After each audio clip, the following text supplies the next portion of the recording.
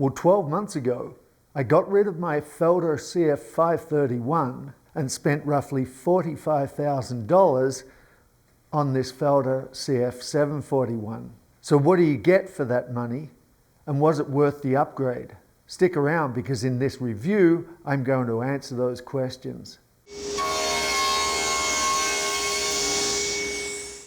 So just like my CF531, this new machine is really at the heart of my one-man shop.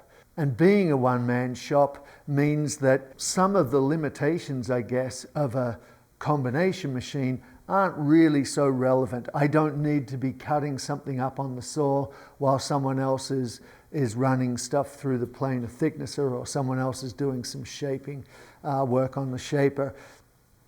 I do it all. So apart from changeover times, there really is no downside to having the combination machine. So I don't know how long exactly Felder have been making the X-roll sliders. It must be 15 years at least. My old machine had it. I used that for 13 years and never had a problem. It was bomb-proof. This I expect to be exactly the same. The benefit of upgrading from my old machine to this machine, of course, is the fact that I've gone with a much longer slider, this being 10 foot 6, which allows me to cut sheet goods from 4x8 up to 4x10, and of course, straight line rip hardwoods of that length as well, which is game changing really when if you're working with a lot of rough sawn lumber. So when it comes to the slider, it does need to be set up correctly. If you're not familiar with how this works and you're buying it new, it may well be worth getting Felder to come and commission it for you.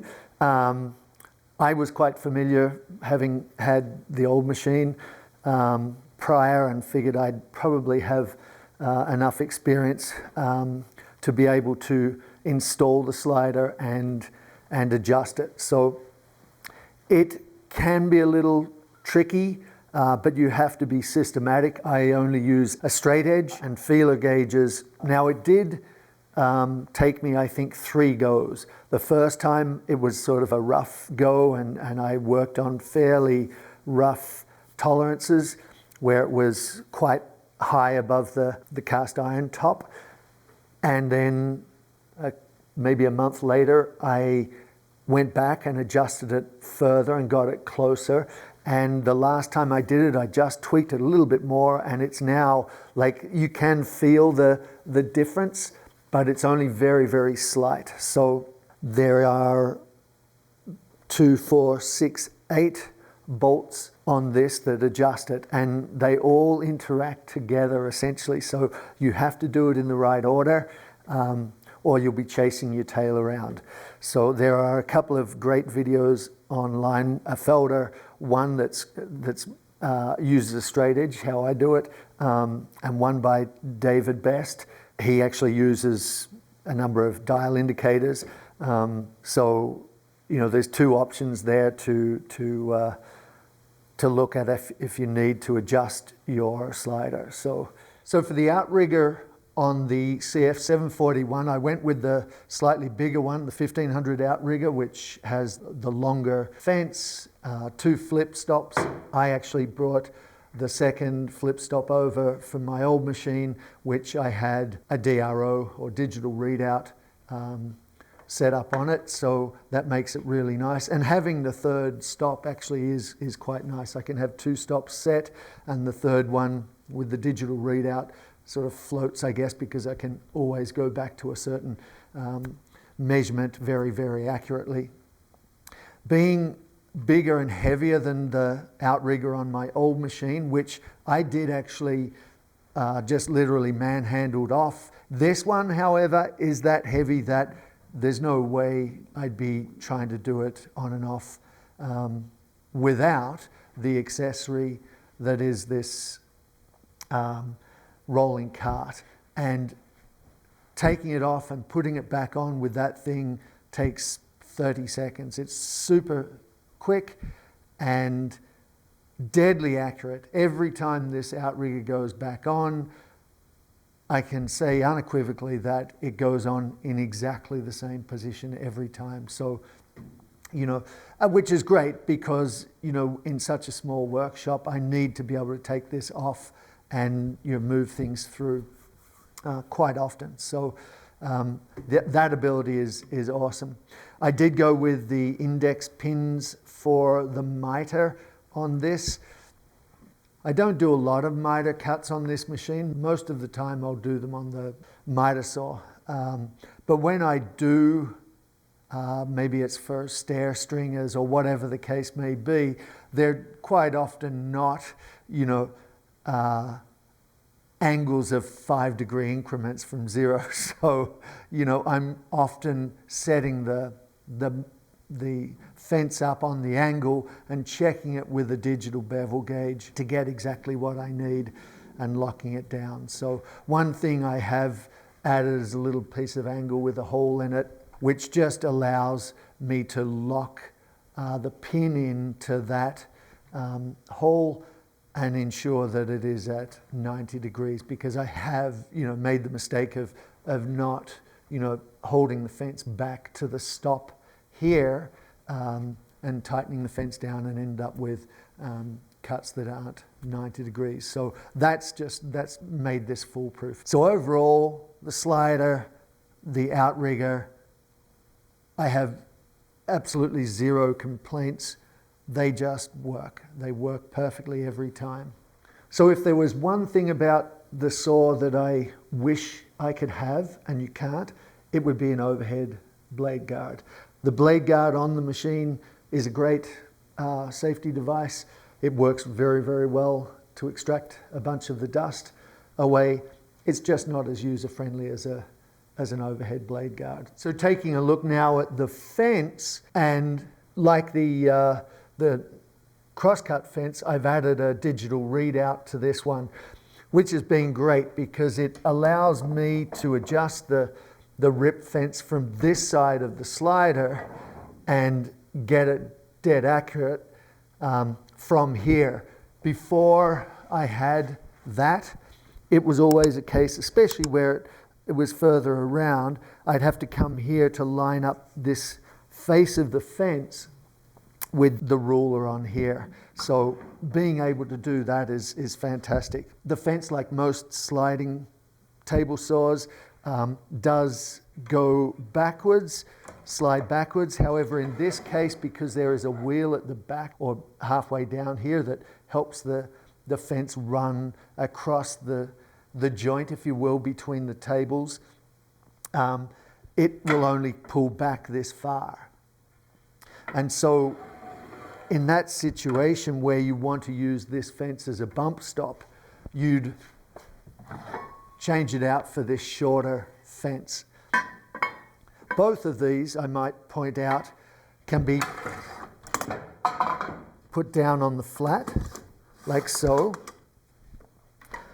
to enable you to, you know, rip much smaller pieces and still keep the guard on, which is really, really nice. So move that out of the way and put this one on. So this shorter fence, as I said before, is really good to set it up for a bump stop here when you're cross-cutting material, but it's also, in my opinion, the way to go if you're doing a lot of ripping of solid lumber, where the fence doesn't go beyond halfway down the blade. So there is quite a gap here between the outfeed table of the jointer and the table on the saw shaper part. And surprisingly enough, this little, what they call a bridge part, isn't included as standard. You have to actually order that as an option, which I find really odd because it is a pain without it. So, you know, if you're ordering a machine, then definitely get that bridge part. So if you're unfamiliar with combination machines, there's lots of parts that do different functions, and that's certainly the case with this fence. This fence is attached to the channel part of the table, if you will, for one of a better word, via this kip lever that has a little cam, and the little cammed lobe essentially locks it down onto that part of the table. But the idea then is you take that out, pull this. So you simply bring it around here to the jointer, and you're ready to go. So there's no need to drop the saw or anything when it comes to the jointer or planer operations. This machine, I have the comfort guard, so to speak, so it can drop down like that. So if you're not planing super wide boards, you can bring the fence a little closer. Being a 16-inch wide jointer, it is, sometimes I think nice to be able to move the fence over and do your work sort of without reaching over. So, and then this little guard just keeps the hands or anything else from hitting the cutter head. So our tables basically are 65 inches or 1650 millimeters. So a pretty reasonable size jointer, but with the addition of these 500 mil cast iron table extensions, planing super long stock, which is something I do on a really regular basis. So I'm now at just shy of 105 inches or 2,660 millimeters. Planing that really long stock is super easy with these extension tables on. So it only takes a second to put them on and take them off. I can take up to a 4 millimeter cut. I probably wouldn't cut 4 millimeters off all woods, maybe even most woods. Some woods you could definitely do 4 mil, no problem with this spiral cutter head. It's incredibly sharp. It leaves a beautiful finish on the wood. Super easy, obviously, to just rotate a cutter if something gets a nick in it or whatever. And it's very, very quiet. The other nice thing, awesome thing really about this machine is the ability to use the power feeder on not only the shaper, but on the jointer as well, for jointing boards, and for the saw. For the jointer, it's really safe because all you've got to do is get the board in there, and the power feeder then takes over and flattens your board. And the same goes for the saw. When you have that on the saw, all you've got to do is get the board fed in to the power feeder, and then it does all the work, holds it against the fence. Here's a design limitation of the Felder jointer planer combination machine. So when I open this, and it's super easy to do, to change over to the planer mode, I need to just flip that up. I'm at around 8 inches, 7 or 8 inches, that the table needs to be lowered for me to be able to flip the dust hood over. When I'm jointing wide boards of 8 inches or whatever, that's not a problem at all, because I'm going to start by planing down the edge of the board. After I've jointed it, I'll plane them all to the required width that I'm after, and then I'll raise the table and plane the other face of the board to get the required thickness of board that I'm after. Now when it comes to the thicknesser, or planer, if you'd like to call it that, you do have a width of 16 inches. The hand wheel has a digital readout. It is deadly accurate. measuring with a set of vernier. It is spot on every time, and it doesn't matter how many times you go up and down. When you go to 20.1 millimeters or whatever, that's exactly what you get. It's important to make sure that you lock the table when you're using the thicknesser. I've actually added an extension to the outfeed side of it. That was something I had on the CF541 and just brought that across. This machine, unlike the CF531, has two speeds, 6 and 12 meters per minute. I basically always just leave it on 6 meters per minute, not because of the finish, just because I'm running around like an idiot if I'm running it on 12 meters a minute. There's not really much else to be said. It does run on a single post in the middle. It's quite a substantial post, but if you're doing great big timbers and really, really heavy long timbers without support, you might see some issues, but otherwise, I don't think that I could really fault the thickness planer side of this.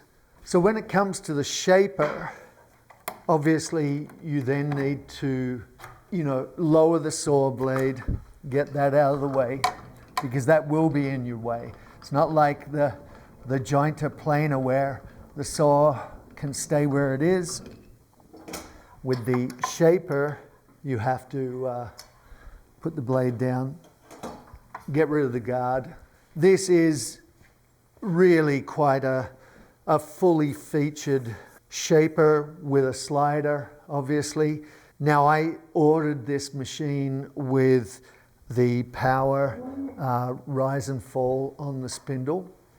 And I did that because, just like with my old machine, adjusting the height of the cutters where the hand wheel is down under here is problematic, to say the least. It was a pain in the backside, to be fair. Without this outfeed table, extension table thing, it's, I guess, not so bad. But my old machine, I always had one of these cast iron extension tables there. And with this longer slider, I find this longer 1 meter long aluminum extension table fantastic. And I wouldn't be without it. And so I decided when I ordered this machine that I would go just with the power rise and fall on the spindle. So it is like I say, a very fully featured shaper. It's heavy duty. It's smooth, it's, everything that you'd want in a shaper. But of course, it's not standalone. So the fence doesn't remain in place. It's not like a nice big shaper where maybe the fence just tilts up out of the way or swings out of the way so that you can do some template work or something like that. You are essentially needing to grab this quite heavy fence. This shaper hood is actually a little heavier than the old 230 shaper hood that came with my old machine, and it's a little more refined, it's a little smoother, a little easier to operate. Things like the kip levers to adjust the width of your fences. Having those there is a nice touch rather than having the knobs around the back here, which, that was fine. It's just this is nicer, this is easier, so easier to operate. The adjustment for moving the outfeed side of the fence out of alignment from the infeed is basically the same. The fine adjustment on moving the whole hood, if you like, front and back, is nicer on this new hood. So that's really cool, as is little things like, it just takes a little twist of these to keep the hood closed here. Guarding is exactly the same, where they hold the material down and back to the cutters. That's all the same. 5-inch dust collection attaches to the back. One really nice thing about this over the old CF531 is having the under table dust extraction. That was something that the CF541 didn't have, and I wish it did. So another great feature of this spindle moulder, not unlike many other spindle moulders, but the fact that it has got the interchangeable spindle system. It's super fast, super easy, and I can run anything from the spindle for router bits all the way up to a 50mm diameter spindle with a height above the table, cutting height above the table of about 160 odd mil, which should really be able to take care of any future needs I might have where I need to stack multiple cutter heads. So overall, the dust collection on the machine is really quite good. The only issue really is the fact that it is a combination machine. So you need to change the hose from one dust port to the other. And so because of that, getting the ideal sort of solution or run, if you like, is difficult. I've got it running down here, which sort of does the job. Occasionally I might be needing to cross-cut something quite long, in which case I'll pull the hose across and tie the bungee cord around it to pull that out of the way. But yeah, it's just what it is with a combination machine, right? Okay, so to wrap this up, knowing what I know now, would I have kept the CF531 or gone with the 741? Well, I think that's a little bit tough to answer. I bought a machine that they had in stock when I bought the CF531, and had they had the 2.5 meter long slider, I may very well still be using the CF531. It is a great machine, and for many people that'd be more than enough. And in fact, for many people, one of the hammer machines would probably be a great machine. With that said though, was it worth spending the money on this machine? Well, from a business perspective, I guess I can think about it where, you know, perhaps I'm amortizing it over the next 10 years. And in that case, it's really not a huge expense and it's absolutely worth it. It is definitely a step up from the CF531, and obviously all the benefits that I've pointed out with the longer slider and bigger outrigger, no maintenance on the saw unit and shaper unit, all those things, the spiral cutter head, you know, all these things definitely make the upgrade worth it. So, but if you've made it this far, thank you very much for sticking around. If you like the video, please hit the like button. And if you have any questions, feel free to drop a question down below. I'll definitely try and answer every one of them. If you like more of this content and you're not subscribed, please do. It certainly helps me stay motivated to do these videos. So again, thank you for sticking around, and thank you for watching, and we'll see you in the next video.